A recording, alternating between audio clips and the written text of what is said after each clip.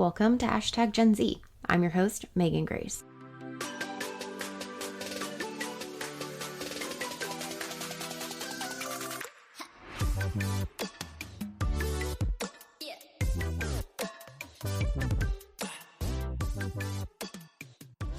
Gen Z is a podcast about, as you guessed it, Generation Z, the generation of young people born between 1995 and 2010. It's about who they are, what they believe in, why they do what they do, and what makes them different than any other generation. In this episode, we're kicking off a two-part series about post-graduation plans among Generation Z young adults. As Generation Z teens are approaching the end of their K-12 education, they're faced with the decision of what's next after graduation. For most, young people may enter college in some capacity, they might enter the workforce, or possibly join the military. In the last 30 years, the number of young people in the United States who've chosen to go to college has steadily risen. The Pew Research Center tracked this by generation in a 2017 study. In 2000, 32% of employed Gen Xers, so Generation Z's parents, aged 25 to 29 had a bachelor's degree. In 2016, 40% of employed millennials between the ages of 25 and 29 had at least a bachelor's degree, which is the highest of any previous generation. But the big question is if this trend of more young people attending college will continue with Generation Z. I don't anticipate the trend of young people attending college will decrease with Generation Z, but there may be more conversation about the relevancy and necessity of the traditional path of attending college right after senior year. Some may take the time to explore their passions and interests by taking a gap year before enrolling. Lee Obama did this before enrolling at Harvard. Some may go straight into full-time work or internships to get insights through job-related experience. Consider a young person who spends their time as a pharmacy technician, understanding the ins and outs of working in a pharmacy before pursuing a degree in science and then moving on to an advanced degree for pharmacy school. And some might find that job-related training and experience they need without attending college at all, while still finding success in their careers. Generation Z has numerous free and low-cost resources available today that they can utilize to learn and prepare for a career that doesn't necessarily require going to college to get what was previously a monopolized professional development opportunity. Whether that's enrolling in short-term vocationally focused programs, online resources and training programs, MOOCs, so our massive online learning communities, or learning on the job by participating in internships. With the number of resources and opportunities available to explore passions and interests while developing skills that might not necessarily be taught in college but are definitely needed for a job may lead Generation Z to wonder why they need a college degree, which can be pretty costly and take a number of years to complete. For a student who is self-taught in computer coding and has been building websites and apps for years, is a college degree in computer science necessary? Or are there training opportunities that would allow them to use their technical skills and learn on the job? Weighing this decision is no easy feat, especially as a teenager. As someone who studies and works in higher education, I was excited to chat with a member of Generation Z who recently did just that. Jack Brennan is a recent high school graduate who took a different path than most of his peers. While most of his classmates were finishing their course requirements to graduate and move on to college, Jack started working full-time for a company while balancing his required courses to graduate. While some of his peers were probably worried about the Common App or the SAT for college admissions, Jack was spending his afternoons working for a company in business development. And when he wasn't working, he's been spending his time pursuing and exploring his passion for film and filmmaking. My path at that age could not have been more different, and I was excited to learn more about his experiences and hear his story, and I'm excited to share it with you. So I would like to welcome my guest today, Jack Brennan. Jack is an incredible young man. I was so excited to be able to be connected with him through one of my good friends and learn a little bit more about his story. So Jack is on his way to graduating from high school, and he's actually been working full time for a little while, but I want to turn it over to Jack so he can tell you a little bit about his story. Yeah, thank you so much, Megan. Thank you for having me on today. So I'm from Ohio. I grew up in Cleveland for half of my childhood, spent a year in Florida, and then I've been in Columbus for about 7 years now. And just a little bit about myself. So as a kid, I was never one to ask permission to do things. I would always do things on my own. I never asked my parents if I could go to the park and play with my friends. I would just go. And I think this is evident in my career choices and where it's kind of led me to today. But in my sophomore year of high school, I was feeling a little bit trapped in the whole system of school and life. And so I wanted to to kind of take a new adventure. And I moved to Spain as an exchange student for my junior year of high school. And there I started doing freelance work like website building, social media management, copywriting, all sorts of stuff, which kind of launched my career to where it is today. And when I got back to the US, one of those connections that I had made from freelance work, connected me with this company called TopScore. And they were looking to hire a business development representative full time back in September. And so I reached out to them, and that's where I am today. I've been working as a business development representative at TopScore, which is a software company out of Pittsburgh, for about 7 months now. And that's kind of the rundown on what I'm doing and who I am. Jack, that's incredible. First of all, you studied abroad and just charted your course in sophomore year of high school. I was like, will I pass my driver's test when I was a sophomore? So we had clearly different priorities, but I think it is just so fascinating that you've really taken this route, because I work in higher education. And so I see a lot of college going students, and really I'm pretty familiar with the everyday typical life of a 12th grader. At one point I was one, but what's a typical day for you? Because you've been working full time since September. So what does a day in the life of Jack Brennan look like? Right. So I'm in school in the mornings until about 10:45 a.m. And that's about 3 classes each day. And then I come home and I start working right around 11 o'clock. My internal team meetings start, and then I kind of, have meetings scheduled throughout the day, and I'll work until about, 6 or 7 p.m. Eastern time.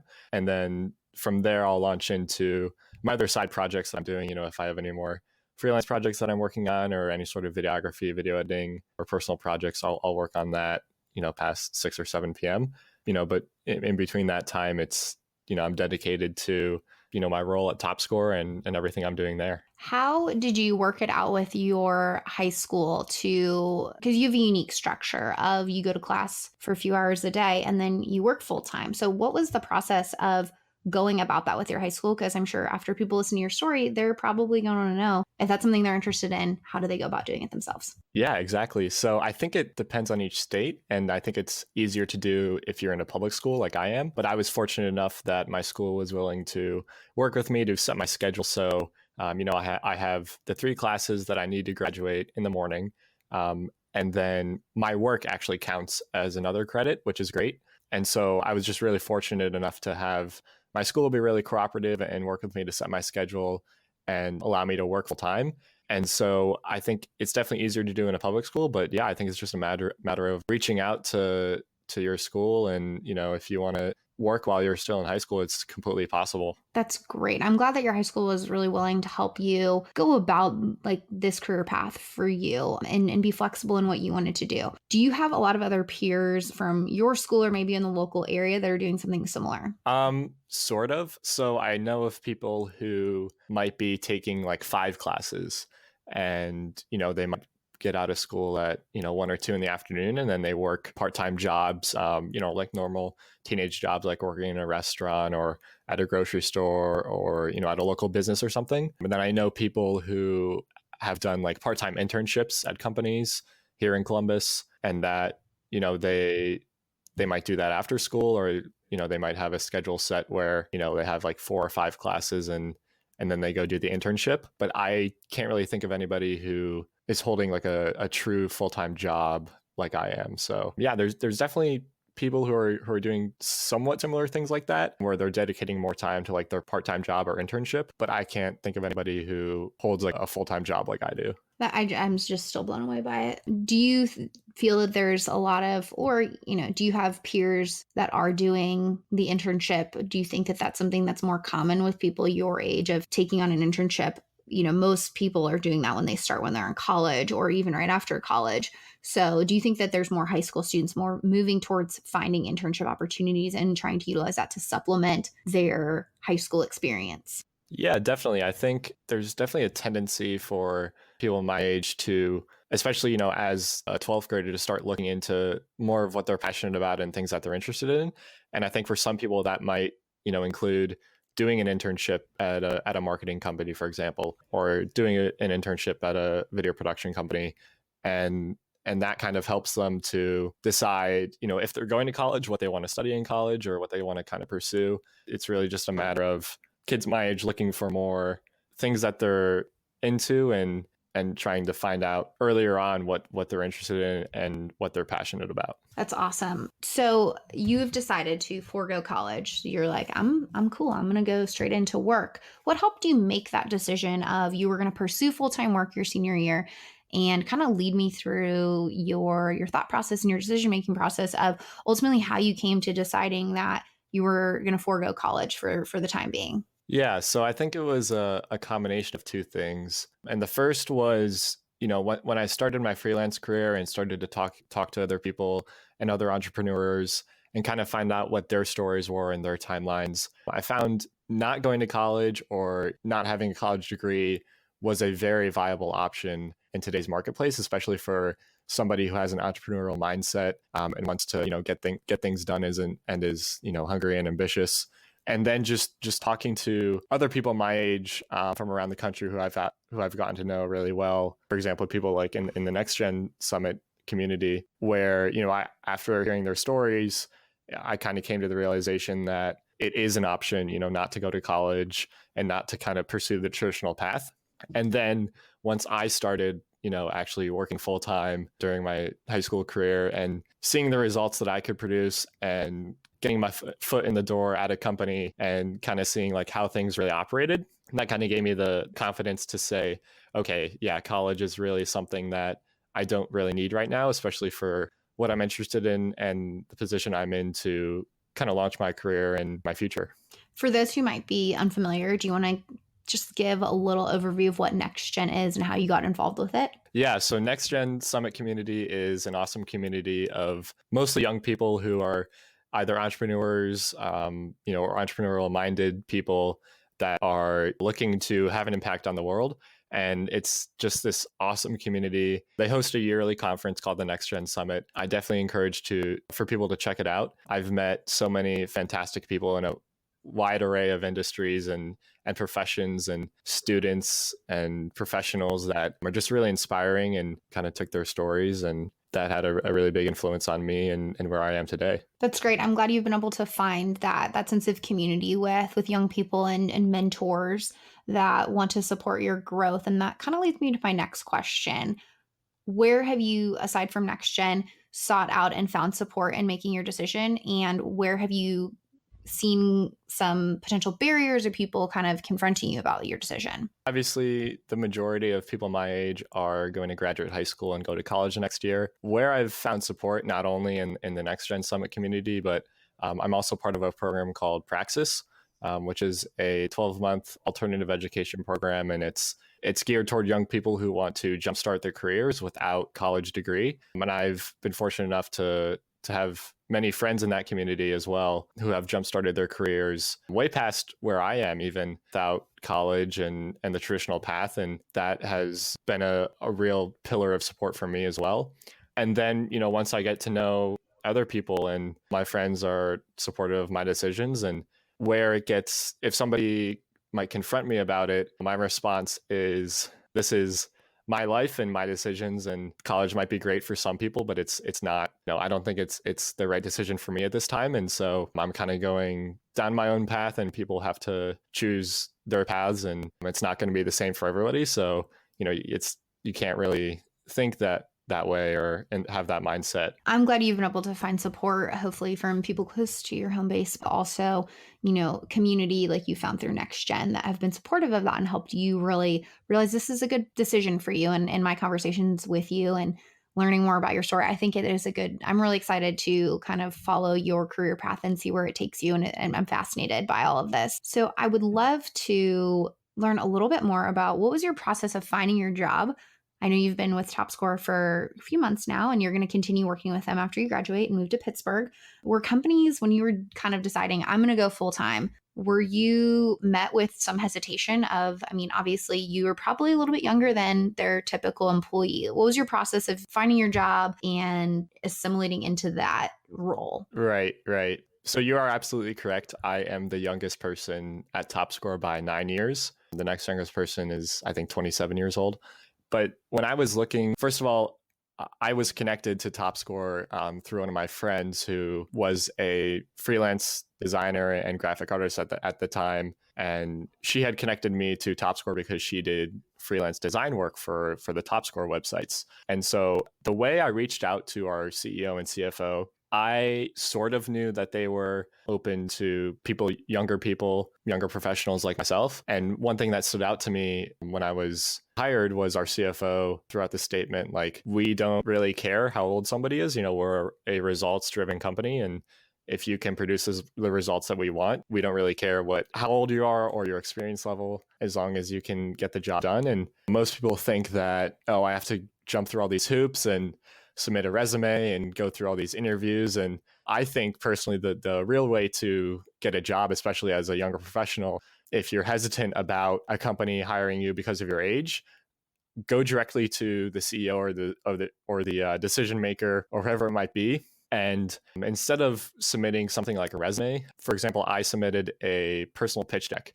And this kind of gave an overview of my experiences and my soft skills and how I can apply them to my role at TopScore. Because I think at the end of the day, an employer or a company, all they care about are the results that you can produce for them and the value that you can create at the company. And if you can, successfully communicate that you can do that, most companies will be willing to hire somebody who's younger, and especially somebody who's younger and has ambition and personal drive. That's a great lead in to my next question. What do you think are some of the strengths that people from your generation, so Generation Z, can contribute to a workplace even at your young age? Because the oldest of your generation are 23 and are just entering the workplace. What do you think are some of the strengths that your generation can contribute to a workplace? Because I know I'm really excited to one day be able to hire your generation. What should some hiring managers or companies be looking forward to having with your generation coming to the workplace? Yeah, so the first thing that comes to mind is the major difference between Generation Z and millennials is that we've kind of grown up in the digital age, and with this crescendo of technology at our fingertips, we really don't know a world without the internet and without this connectivity. And I think that as a generation, we've been really able to leverage that to our advantage. And because of that, we have a really good understanding of how culture works, what is trending in marketplaces, how to interact with technology and how to use technology effectively. And I think that's a very vital skill to today's marketplace, where Generation Z can leverage in companies that might have been around for 30 years and haven't really transitioned fully to their full potential in this digital age. So I think that's definitely something that people in my generation can contribute to. Leading me into my next question, which is, what do you think you could provide to older generations in terms of advice when it comes to Generation Z and their career plans? Because Generation Z is going to need mentors, and they might find those within the workplace, or it might just be people trying to help them get jobs. But what advice do you have for those older generations when it comes to helping foster Gen Z and their career plans and their futures to help support them achieve the dreams? I mean, it sounds like you've had some people really cheering you on and have helped you get to where you are, but we want to help all generations be multi-generational in their organizations and be effective in those multi-generational organizations. So what advice do you have? And I totally agree with you on that point. I think to older generations, a lot of people have this perception that Generation Z does not know how to effectively communicate with people, face-to-face communication. They think that we're always addicted to screens and technology. And that's really, in my experience, for the most part, that's not the case. I think that our generation really has the leverage to understand how culture works in this digital age. And I think that, if older generations can understand that Generation Z has a totally different perspective on the world, that's with this connectivity and this use of technology and culture that can really drive different interests and different ambitions. I think we're going to slowly see my generation moving away from more traditional career paths to kind of forging their own paths in this new age of technology, just because we know how to interact with it and use it to our advantage. The main piece of advice I would give to older generations looking to help Generation Z would be understand that Generation Z doesn't necessarily want to follow the traditional paths. There's a lot of different things that our generation understands that can help us forge our careers that maybe wasn't possible in the past. And I have a question. As you were thinking about what you were looking for in a job because it was a big decision for you to make, to decide, I'm not going to go to high school full time. I'm going to start working full time and balance this with high school. And then I'm going to forego college and I'm going to go kind of forge my own path again and go into full-time work. It's a big decision. What were the things you were looking for in your career search, in your job search, and what attracted you to your current position?